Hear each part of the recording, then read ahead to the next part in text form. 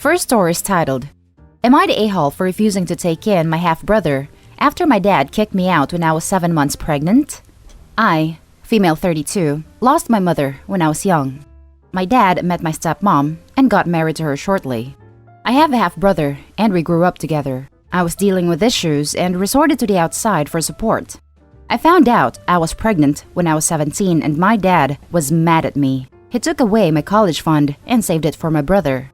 He and my stepmom told me I needed to get a job since I wasn't going to college and ended up telling me to leave the house when I was 7 months pregnant.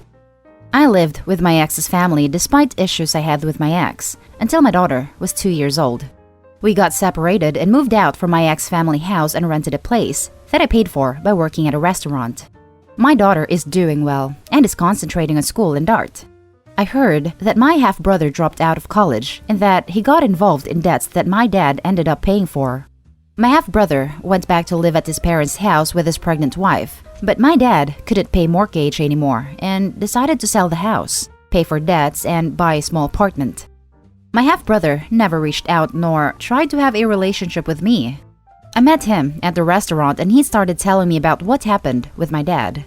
I tried to end the conversation since I wasn't feeling comfortable, and 2 days after that, my dad was at my door. I told him he wasn't allowed to come in after he started asking about my daughter and suddenly started to care. I asked him why he came, and he went on about his health problems, his daughter-in-law's issues with my stepmom, and how the apartment was unbearable with the constant fights and arguments. He asked if I could take in my brother, since his wife can no longer stay with him and causing issues. He said that my apartment was spacious and it's only me and my daughter there. He said that his son can't afford a rent right now and that I should take this chance to get to know him and his family better. I told him I can't take him in. I didn't want to bring it up, but I reminded him that he kicked me out when I was 7 months pregnant. My dad told me that I'm his sister and needed to help and asked if I'd react differently if he was not my half-brother. The argument went on. He told me to not try to punish him by using his son, and that my stepmom will then be right about me if I refuse. We haven't talked since, and I have mixed feelings about this. I feel awful, to be honest, and I don't even know how my daughter would react to this. Now for the top comments. Not the a-hole. Your father abandoned you in favor of his new family, and now that it's gone to crap, expects you to help him? Don't allow these people anywhere near you or your daughter. It's just too much for me to take. When I'm barely able to stand on my feet, I have experienced difficult times and my family didn't bother even ask how I was doing. They weren't even there for my daughter to try and have a relationship with her. My stepmom still feels the same about me and expects me to keep the peace. I think the best thing for you to do is to go no contact. Block them from all forms of communication and don't look back. Best of luck to you. Not the a-hole. Girl, no. Don't let him gaslight you into guilt. They kicked you out and forgot about you at one of the most vulnerable times in your life. Don't adjust anything for them. Your brother will figure it out if daddy stops saving him. You figured it out. No, ma'am. Don't allow any of this negativity into your space. And who cares what your stepmother thinks about you? She doesn't sign your checks. She doesn't pay your bills. And she doesn't help you with your child. Nope. Yeah, brother can go to a homeless shelter or something. Not the a-hole. He doesn't get to take away your college fund, give it to his son, then come back and ask for your help when his son squanders his opportunities. You're doing well for yourself and your daughter. And him adding that barb about his wife, who even cares what his wife thinks, especially after all this time? Stepmother couldn't even raise her own son to be independent and capable. What makes you think I care about her opinion? Now for the next story. Am I the a-hole for telling my youngest daughter that I cannot give her away at her wedding? Long backstory. I have 2 daughters, Anna, elder, and Carly, younger, who are a year apart. Carly and Anna were close when they were younger but drifted apart in their teenage years. I think she started resenting Carly because Carly always seemed to do well, academically and socially. Anna decided to take loans and go to a college she wasn't really a fan of. Carly got a full ride to Anna's dream college. Anna became very resentful after that. She was sure that Carly chose that college to rub it in Anna's face. I tried my best to accommodate them both.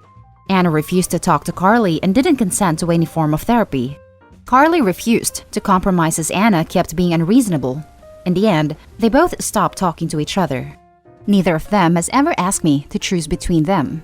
As long as I don't bring up the other or try to get them to reconcile, I have a good relationship with both of them.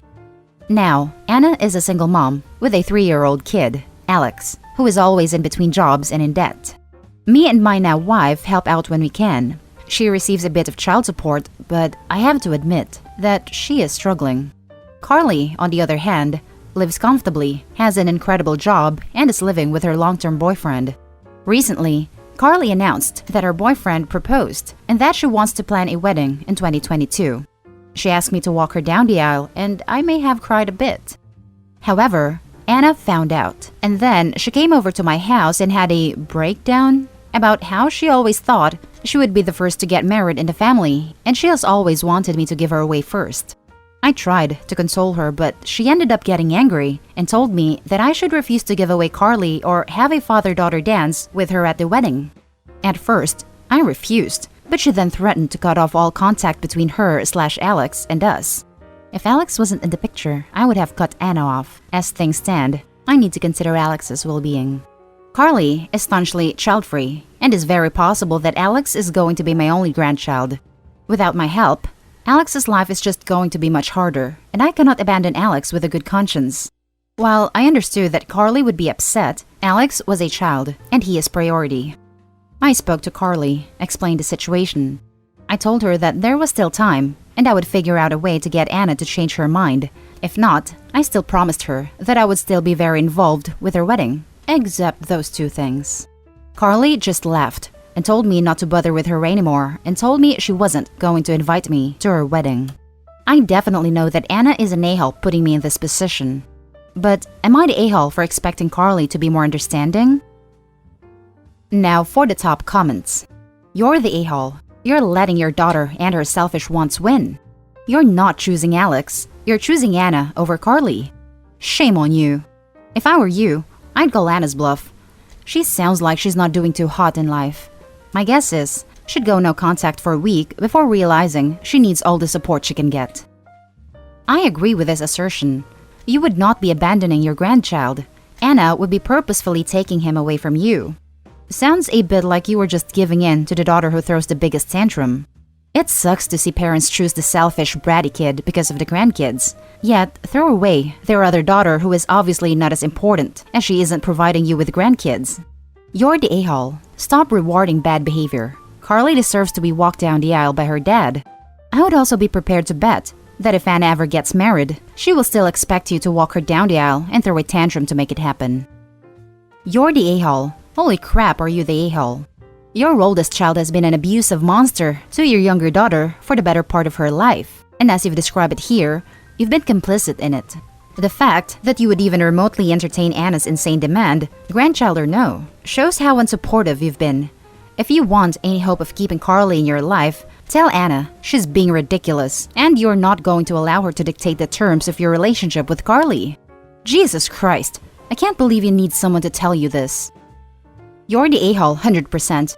Neither of them has ever asked me to choose between them. Well, Anna just asked, and you gave in to her immediately. You just chose your overly jealous daughter over what? The one that was more successful? Carly's being punished because she was better in school, more social, etc.? How is that fair? And using your reasoning, as Carly will never give you grandchildren, is that the price of love to you? It sounds like Anna has been throwing herself a pity party because she doesn't want to come to terms with the fact that she is different than her sister. Not worse or better, but different. And you just validated her not coming to terms with that. I'm glad Carly uninvited you from the wedding. Who treats their daughter like that and still expects to be in their life? Now for the last story. Am I the a-hole for not following ex's wishes to not be involved with my son? Well, she was technically a fling, but I'll still say ex though. Anyways, I was a young and dumb 18-year-old who thought I was so cool for hooking up with an older married woman. She was 30, and that was considered older to me. I admit, it was not my proudest moment, but I was going through a bad time in my life and was making a lot of reckless choices. Things ended after 3 months and didn't hear from her again. Don't think I'll have enough characters to explain the whole story, so I will need to keep it brief. I found out we had a son together, Jay, who's now 20. He knew about me for years and found me. Her husband found out she cheated as soon as she got pregnant, but still stuck around while Jay was growing up. I never had a clue about his existence until now. When Jay reached out, he just wanted to get to know me, so we met up. From there, we started talking more regularly, and I learned about his home life. Jay doesn't get along with his dad at all, felt they were never close for as long as he can remember, and there was always this detachment that he didn't understand until he was told the truth. The more I spent time with Jay, the closer we became. It's made me feel sad, honestly, that I couldn't be in his life sooner and feel like I missed so much. We talk to each other regularly, and he comes to my house almost every other weekend. Safe to say, we've bonded quite a lot. A couple nights ago, I was contacted by my ex, and she told me Jay has completely pulled away from her husband and doesn't want to speak to him. She feels my relationship with Jay is what's causing this and asked me to limit contact with him. When I refused, she berated me for causing them problems and said I don't even belong in his life when I've only been a dad less than a year. I ended up getting some things off my chest that I didn't get the chance to do before since finding out I had a son.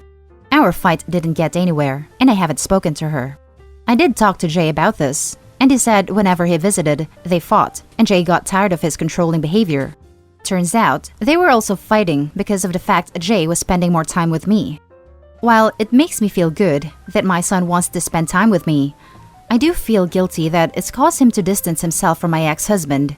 I feel like my presence has made their strained relationship worse, and I don't know if I'm being a selfish a-hole here by not limiting my involvement.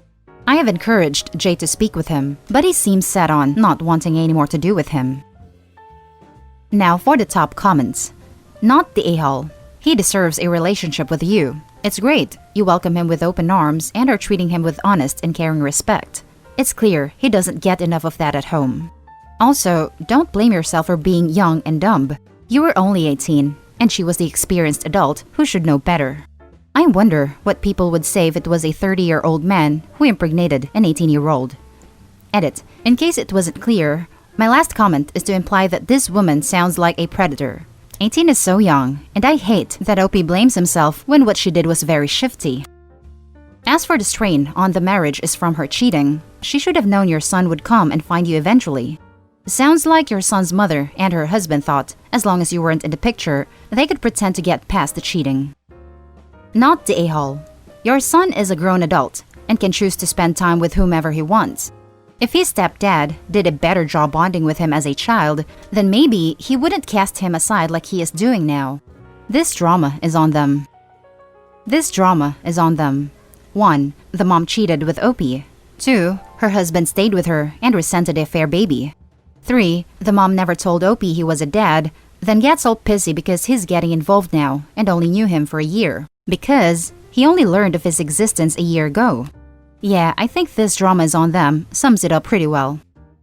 Not the a-hole. Wow, you have done everything right and nothing wrong. Sounds like Jay unfortunately has a bit of a toxic life at home. Jay is a grown man and can make his own choices. I feel sad for Jay that he has felt that detachment from his, let's call him stepfather, but realistically, Jay should be and feel supported to get to know you. I know this as a dad. If I was in his situation, I would support my son to meet his bio dad. Hopefully that made sense. If crap hits the fan, I'd be prepared to take him in and show him the fatherly love he's obviously lacked for 20 years. It's what's made me regret my action the most, although I could never regret having Jay. He and his dad had to live with the consequences of our actions. Jay's been living on his own since he started college, so he's not currently living with them, but I'd still be willing to help out in the future if he ever needs it. I'm doing what I can to make up for the years we lost now. And that's the end of this video, folks. As always, leave a comment and hit like and subscribe. And if you want more of this content, turn your notification on to get updated on the latest videos. And I'll catch you in the next one. Stay safe.